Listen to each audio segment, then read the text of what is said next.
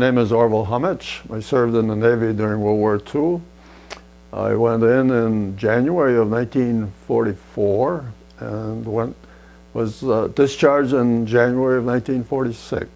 I served in the South Pacific on a ship called the USS Rollins.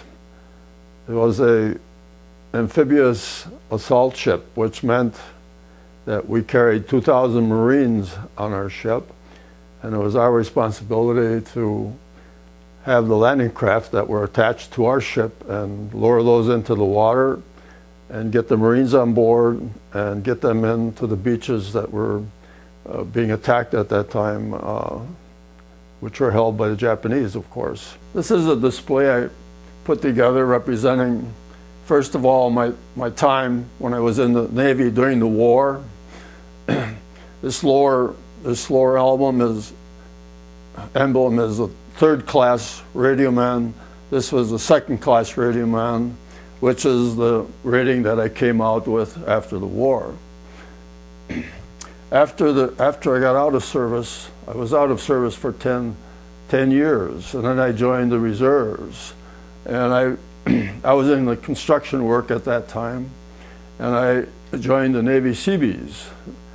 And I served with the Seabee Reserve for 19 years. And I made it as far as a Chief Petty Officer, and then also my highest grade, which was a Senior Chief Petty Officer.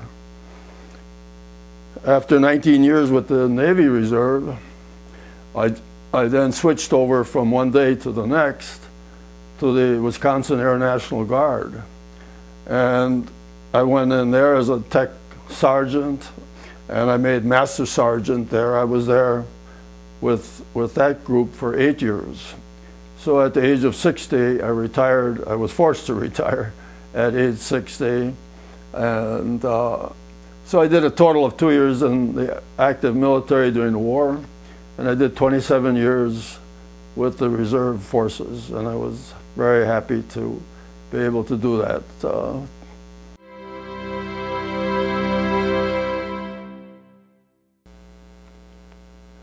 Just this past Saturday, on the 6th of November, I was very fortunate to be selected to be a member of the honor flight going to Washington, D.C. To view the monuments and to have some comradeship with 200 total amount of veterans that were on board the ship that day. And it was a very, very moving and emotional experience. We started at 4:30 in the morning. We needed to be at the airport, and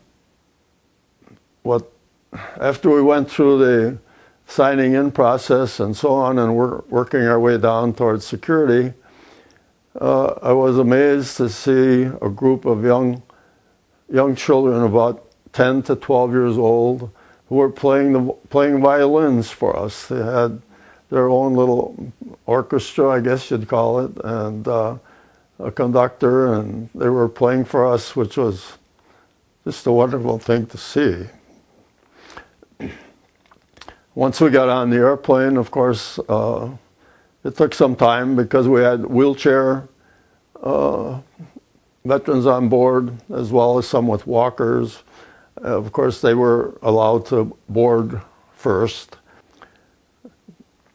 Once we got to Washington, we landed at Dulles Airport, and we had a big receiving line there of people wishing us well and grasping our hand and thanking us for our service, which was a wonderful feeling, of course. And then we had 8 very large buses that took the 400 of us to the city then, where we started viewing the monuments. And our first monument was the Iwo Jima monument, with the men raising the flag up on top of the mountain, which was a very impressive monument. I had not seen that one before. And our second trip was the World War II monument, which of course was our major focus that day. And we spent quite a bit of time there taking pictures and enjoying everything that that monument meant to us. It was a very, very touching time.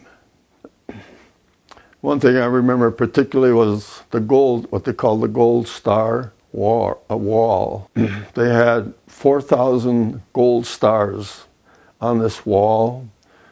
Each star represented 100 men and women that were killed during World War II, which meant 400,000 of our military people that died during that war. That in itself was a very moving experience. We were treated very royally by all the people that were volunteers, everybody that helped us in so many ways. We had food provided for us for lunch and for dinner, and breakfast at the airport too, I need to mention that. And of course we had a wonderful surprise on the way home on the airplane. Someone announced over the loudspeaker system that we were going to have a mail call. And of course mail call during service time during the war was a very treasured event because it didn't happen that often because of wartime conditions and getting the mail to ships and to men in their foxholes and all the other difficulties involved. But that was always a major event to get mail calls. So somewhere the staff at Stars and Stripes managed to contact a member of everybody's family.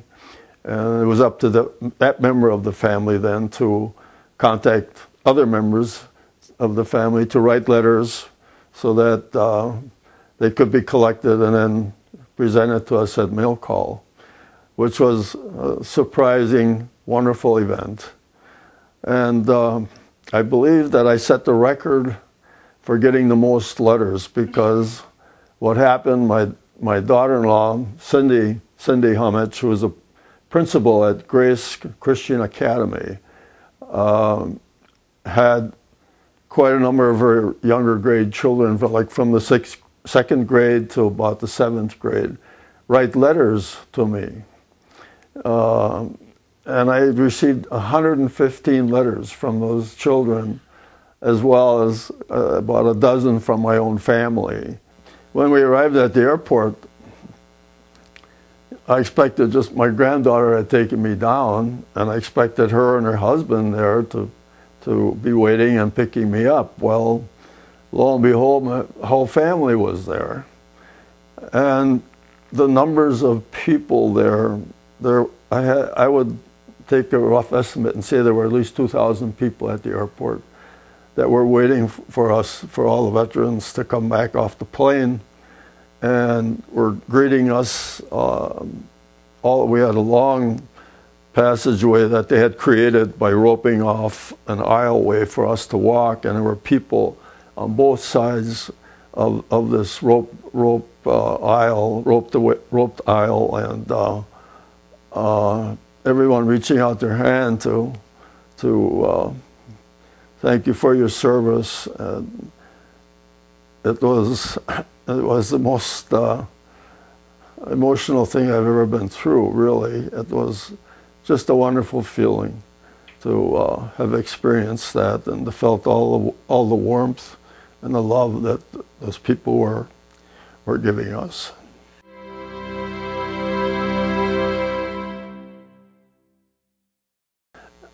After a discharge during the war, after the war, you really were just left to go on your own at that point. There wasn't any time because there were, after World War II, there were 16 million, people in the military at the end of World War II. And of course, discharging the major portion of those was a huge project. And once we were discharged, I was discharged at Great Lakes. And I frankly can't even remember how I got home anymore at this point.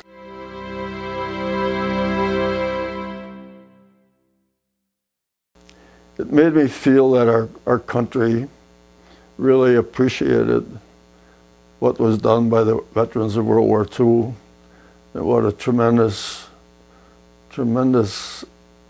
sacrifice that was for so many people. It really helped to bring home to me all the efforts that were made by everybody to bring this war to a successful conclusion finally.